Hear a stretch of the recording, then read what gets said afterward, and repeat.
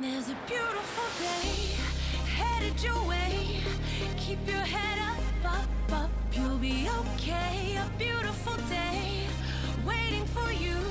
Just open your eyes, you'll see it's true. Good times, sunshine. Is Jesus God in the flesh, or is he Michael? Show proof of Michael.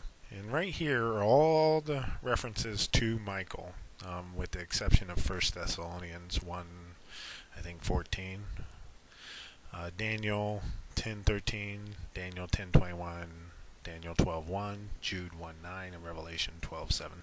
We will actually look at all of these points just just to show that our God, Yahweh, is not a God of confusion. But let's take a look at who Jesus is not.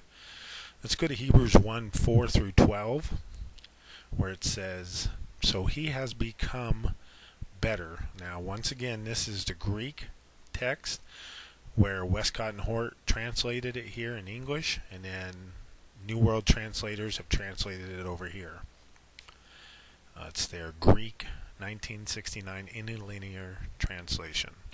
So let's start with number 4. So he has become better than the angels. So right there we see that Jesus is not an angel, to the extent that he has inherited a name more excellent than theirs. For example, to which one of the angels did he ever say, "You are my son, I today have become your father"? And again, I myself shall become his father, and he himself will become my son.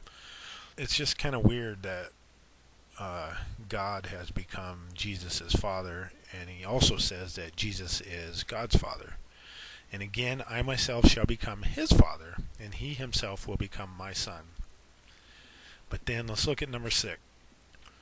But when he again brings his firstborn into the inhabited earth, he says, and... there's a weird verse. Let all God's angels worship him. This is referring to Jesus, and they translate it as obeisance towards. And Jehovah Witnesses just say it's just bowing down. And they have actually since changed this verse. It doesn't say worship anymore. It says obeisance, and I can show you real quick. For example, to which one of the angels did God ever say, "You are my son, today I have become your father"? And again, I will become his father, and he will become my son. But when he again brings his firstborn into the inhabited earth, he says, and let all God's angels do bowing to him. That's how they say it now. Obeisance. Let's move this over so you can see. Into the inhabited earth, and he says, and let all God's angels do obeisance to him. And they're going to give a reference point, or bow down to him. Okay. Let do obeisance toward him, all angels of God. Okay, so why did if their Bible is the correct word of God, why did they, back in 1969, translate that one verse as let all God's angels worship him? But now they have changed it to let all God's angels do obeisance to him. Okay, so that word means bow down. Yeah, let's see about that. Come back to that. Also, with reference to the angels, he says, and he makes his angels spirits and his public servants a flame of fire. But with reference to the Son, which was Jesus, God is your throne forever. What does that even mean? God is telling Jesus that God is your throne forever, and the scepter of your kingdom is a scepter of unrighteousness. You loved righteousness, and you hated lawlessness.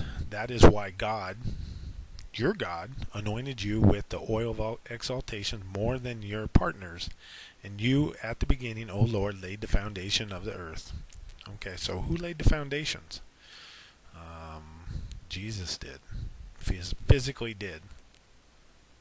Anyway, back to point 6. Blows their verses out of the water. Jesus was worshipped by angels, And let's take a look. Do angels worship other angels? But with reference to which one of the angels has he ever said, sit on my right hand until I place your enemies as a stool for your feet? So there we see that Jesus is absolutely not an angel. There's a beautiful day headed your way. Keep your head up.